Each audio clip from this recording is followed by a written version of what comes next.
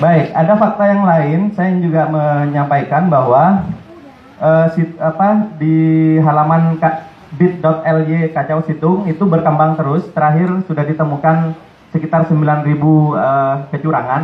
Itu ditemukan oleh robot, bukan laporan masyarakat. Jadi robot program yang dibuat oleh teman-teman IT itu sudah menemukan sekitar 7.900 lebih. Sekarang terus berkembang, setiap hari berkembang. Dan makin mereka mengubah-ubah, makin ketahuan nanti. Alhamdulillah kami inisiatif sejak Selasa sore, saya dan Bang Abi dengan teman-teman alumni perguruan tinggi bersepakat untuk membuat robot yang bisa memotret halaman KPU dari menit ke menit. Jadi saya hanya memerlukan 50 sampai 100 laptop untuk mengetahui sebuah TPS ini dipermainkan apa tidak angkanya. Jadi saya mungkin ada KPU atau perwakilan yang hadir di sini, tolong jangan dimainkan lagi. Jangan yang sudah curang dibenerin, kemudian diubah lagi, dilaporkan di sini dibenerin, tapi nanti curangnya dipindah ke yang lain. Nah ini jangan sampai seperti itu, karena kita punya rekamannya dari menit ke menit. Setiap halaman sampai ke TPS. Jadi nanti boleh di-query, boleh ditanya ke mesin kami, TPS ini pernah berubah berapa kali angkanya. Ya. Jadi, dan sistem ini kami tidak menghabiskan 24 triliun. Ya. Jadi, sistem saya hanya perlu menyewa laptop 700.000 kali 100 laptop. Cuma 70 juta. Saya hanya memerintahkan staf saya 2 hari membuat aplikasinya. Saya kemudian hosting di bukan hosting ya, menyewa server hanya $80 sebulan. Hanya 1 juta saja. Jadi nggak sampai 100 juta, KPU ini sudah hilang kredibilitasnya. Ya. Jadi nggak perlu bukti aneh-aneh. Itu ya. Dan saya cukup 1 tentara lulusan SMK. Saya buktikan ijazahnya ya. Nggak usah doktor, nggak usah profesor. Sedangkan kita punya profesor banyak. Kita kasih aja, biar staf saya itu duduk, suruh nyalakan laptopnya, kemudian nyalakan, nggak usah bicara. Nanti setiap orang bisa query nanya di mana saja kecurangan itu, gitu ya. Itu fakta-fakta yang harus kita lawan, gitu ya. Karena kejanggalan ini terlalu banyak. Kalau salah entry, Bapak Ibu sekalian beli tiket, salah entry nomor KTP saja tidak bisa masuk ya. Nama Bapak ditukar, ditaruh di nomor KTP. Nomor KTP-nya di nama Bapak atau nama Ibu ya. Kira-kira bisa pesan tiket atau tidak? Baik.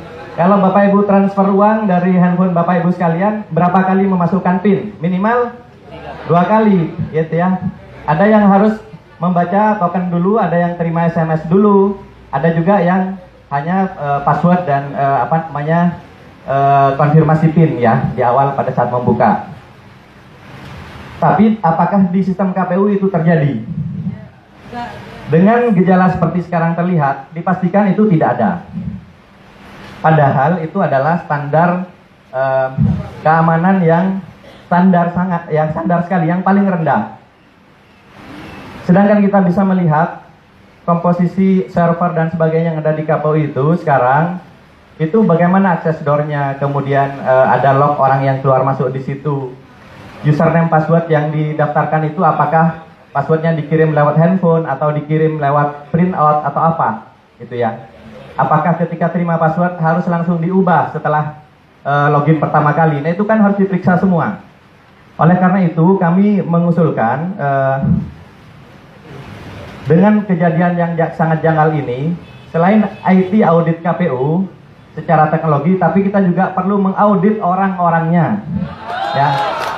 Jadi dalam IT audit itu selain servernya, programnya, itu juga orangnya.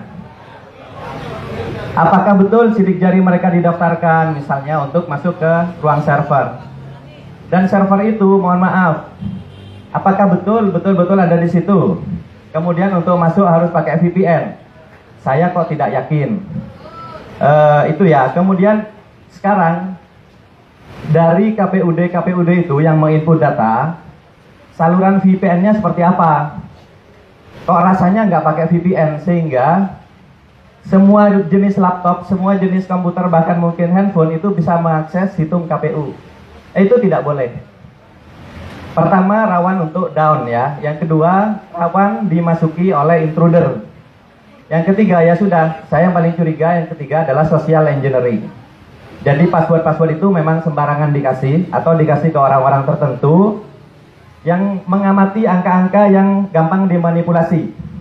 Misalnya 11, jadi 111. Dia nggak nginput misalnya 211, dia bikin 111. Karena nanti bisa bilang keyboardnya rusak Pak gitu. Itu ya, jadi lebih memilih nambah di depan daripada nambah 0 di belakang. Lebih banyak yang seperti itu kasusnya. Kemudian punya kita berapa, ada silang 111, silang 11, dimasukkan 111. Nanti bilang, Pak maaf Pak ngantuk. Nah yang seperti ini boleh jadi